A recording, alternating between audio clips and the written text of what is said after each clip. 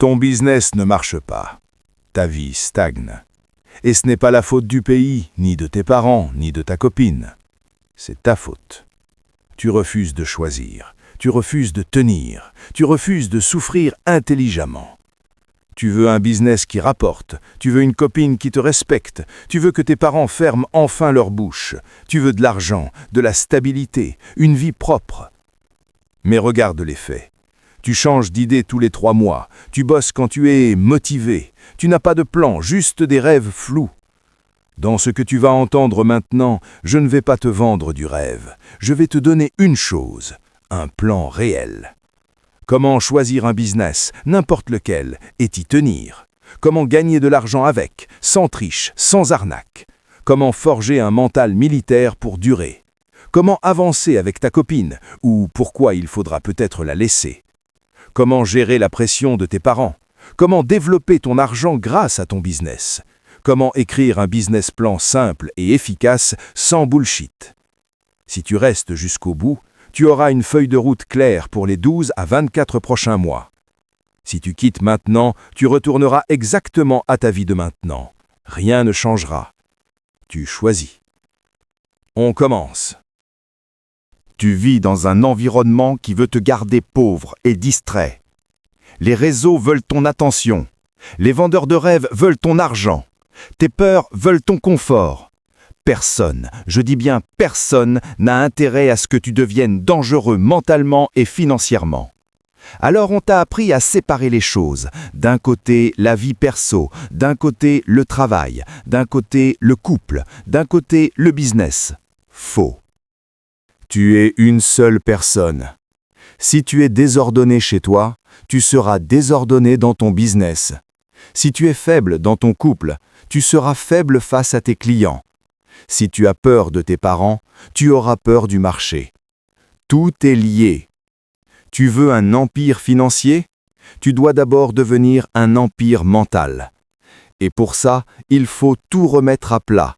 Ton business, ton mental, ta copine, tes parents, ton argent. On va tout passer au feu. Et ce qui reste après le feu, c'est ce sur quoi tu vas bâtir. On commence par le nerf de la guerre. Choisir ton terrain. Ton plus gros problème, ce n'est pas que le marché est saturé. Ton plus gros problème, c'est que tu refuses de choisir. Tu veux faire du business en ligne, mais aussi du graphisme, mais aussi du montage, mais aussi du coaching, mais aussi des cryptos, mais aussi un taf à côté au cas où. Résultat, tu es nul partout, expert nulle part. Le marché ne paie pas les généralistes perdus. Le marché paie ceux qui vont au bout. Je vais te simplifier le jeu. Il y a 3 terrains principaux. Tu n'as pas besoin d'en avoir 10. Tu en choisis un. Premier terrain. Service physique local. Tu utilises ton corps, ton temps, tes mains. Exemple.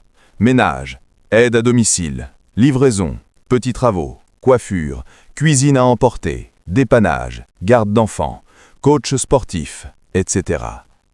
Avantage. Tu peux encaisser vite. Les gens ont toujours besoin de services réels. La concurrence est souvent faible parce que tout le monde est trop fragile pour se salir les mains. Inconvénient. C'est dur, c'est physique. Tu dois être ponctuel, fiable, résistant.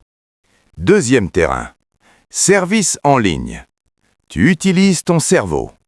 Exemple, graphisme, montage vidéo, gestion réseaux sociaux, rédaction, traduction, assistance virtuelle, closing, pub en ligne, accompagnement, consulting, etc. Avantage, effet de levier. Tu peux travailler avec des clients loin de chez toi. Tu peux augmenter tes prix avec ta compétence. Inconvénient, la concurrence est mondiale. Si tu es moyen, tu es invisible. Si tu n'as pas de discipline, tu te noies dans la distraction. Troisième terrain. Salarié stratégique. Tu prends un boulot, mais pas comme un esclave. Tu le prends comme un training. Pour apprendre une compétence, voir les coulisses d'un business, encaisser un minimum d'argent propre, construire ton mental. Avantage, tu minimises le stress financier. Tu apprends aux frais de quelqu'un d'autre. Inconvénient, risque, te ramollir, t'endormir, te contenter du confort. Écoute-moi bien. Il n'y a pas de bonne réponse universelle. Il y a la réponse que tu vas accepter d'attaquer sérieusement pendant 12 à 24 mois. Pas 3 semaines. Pas jusqu'à ce que ce soit dur. 12 à 24 mois. Écris en commentaire maintenant, physique, en ligne ou salarié stratégique. Écris ton terrain. Si tu es incapable d'écrire un mot, n'ose plus dire que tu veux changer de vie. Maintenant qu'on a posé le terrain, on va parler de ce qui va décider si tu gagnes ou si tu exploses. Ton mental. Tu as été éduqué par TikTok, Netflix et les vendeurs de rêves. Tu crois que si ça ne marche pas vite, c'est que ce n'est pas fait pour toi. Tu crois que si ton business ne crache pas du cash en 3 mois, c'est que ce n'est pas le bon. C'est faux. C'est un mensonge qui t'empêche de devenir dangereux. Regarde les domaines sérieux. Un sportif, des années d'entraînement, de blessures, de frustration, 0 argent au début.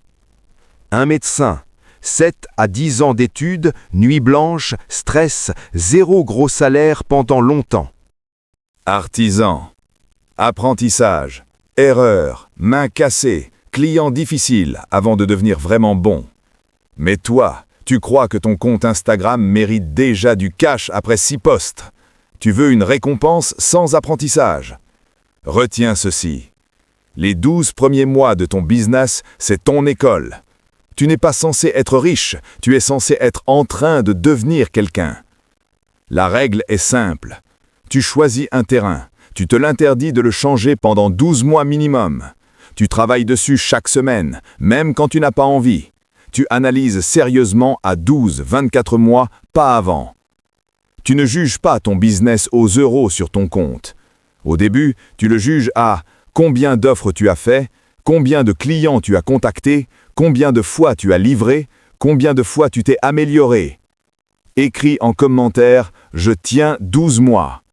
Pas pour l'algorithme, pour te regarder en face. Je vais te dire un truc que tu ne veux pas entendre. La plupart abandonnent entre le 3e et le 9e mois. Pourquoi? Parce que c'est là que la douleur est maximale. Tu as déjà investi du temps, tu n'as pas encore les résultats que tu veux, tu commences à douter de toi, tes proches doutent de toi aussi. Ton mental va te dire « change de business » et c'est autre chose, ce n'est pas pour toi. C'est à ce moment précis que 90% creusent un nouveau trou au lieu de continuer à creuser le même jusqu'alors. Si tu continues à sauter de business en business, tu seras un éternel débutant. Tu veux être débutant toute ta vie ou tu veux devenir dangereux? On va maintenant toucher un sujet qui détruit ou accélère ton business. Ton couple. Ta copine peut être le meilleur carburant ou le pire sabotage. On va être clair. Si elle se moque de tes projets, te compare à des mecs qui ont déjà tout réussi, t'oblige à sortir, dépenser, perdre ton temps quand tu dois bosser, crée un drame émotionnel à chaque fois que tu poses des limites, elle ne construit rien avec toi, elle consomme ton énergie. Et dans le business, l'énergie, c'est une ressource limitée. Pose-toi 3 questions froidement. Est-ce que je travaille plus ou moins depuis que je suis avec elle? Est-ce qu'elle respecte mes moments de focus ou elle les détruit? Est-ce que je peux lui dire non sans que ça parte en guerre totale? Si c'est non partout, ce n'est pas une partenaire. C'est un poids. Ça ne veut pas dire la jeter comme un déchet, ça veut dire parler clairement, lui dire « voilà où je veux aller, voilà mon plan, voilà mes horaires de travail. J'ai besoin de ça pour qu'on ait une vraie vie plus tard. Si tu ne peux pas respecter ça, on ne veut pas la même chose. » Si elle ne veut pas ton évolution, si elle ne supporte pas ta discipline, alors tu dois faire un choix, ton empire ou son confort. Tu ne peux pas construire un futur solide avec quelqu'un qui veut que tu restes au même niveau. Écris en commentaire « couple qui aide » ou « couple qui freine ». Pas de roman, juste la vérité. Et si tu n'es pas en couple, bonne nouvelle. Tu es en avance. Tu peux tout mettre sur toi, ton business, ton mental, sans distraction émotionnelle. Mais ne va pas chercher une relation juste pour remplir le vide. Utilise ce vide pour te construire. Maintenant, parlons d'un autre front. Tes parents. Tu vis peut-être encore chez eux. Ils te voient sur un ordinateur toute la journée, ils te voient sans salaire, sans fiche de paye, ils paniquent. Comprends une chose. La plupart des parents ont eu une seule carte dans leurs mains. École, diplôme, CDI, retraite. Tu leur parles business en ligne, freelance, création de contenu, service local. Pour eux, ça ressemble à du vent. Ils n'ont pas eu ton monde. Ils ont peur pour toi. Et la peur s'exprime en pression, en critique, en phrases qui font mal. Tu as 2 devoirs. Les respecter et ne pas les laisser conduire ta vie. Tu expliques une fois ton plan, clairement, sans arrogance. Je teste ça, sur 12 mois. Voici comment je travaille. Voici combien de temps j'y mets. Voici comment je compte gagner de l'argent avec. Ensuite, tu prouves par les actes. Tu aides à la maison. Tu participes quand tu peux. Tu respectes leurs règles de base si tu es chez eux. Mais tu gardes ton cap. Tu ne passes pas des heures à te justifier. Tu n'essaies pas de convertir tout le monde à ton rêve. Tu agis. Les résultats parleront plus tard. Écris en commentaire « Parents contre »,« Parents neutres » ou « Parents avec moi ». Tu n'es pas seul dans cette situation, mais c'est toi qui devras tenir ton cap, pas eux. On arrive maintenant à l'argent. Tu veux savoir comment développer ton argent grâce à ton business? Commence par comprendre une chose. L'argent ne récompense pas tes efforts. L'argent récompense la valeur que tu fournis à un nombre de personnes pendant un certain temps. Tu veux plus d'argent? Tu as 3 leviers, il n'y en a pas 40. Premier levier, ta valeur par client. C'est ton prix.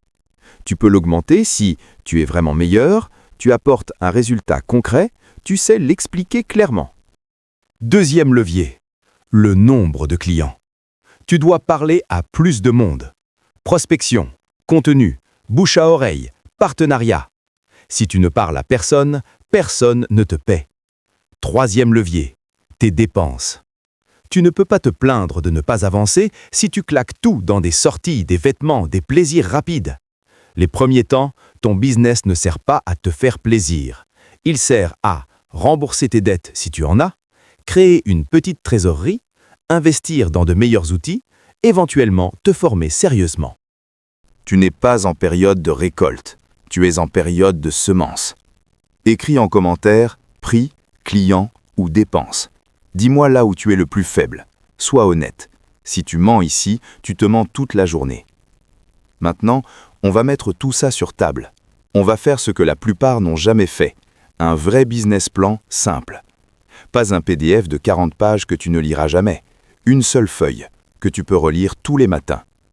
Si tu peux, prends une feuille maintenant. Sinon, écoute bien et reviens à ce moment de la vidéo plus tard.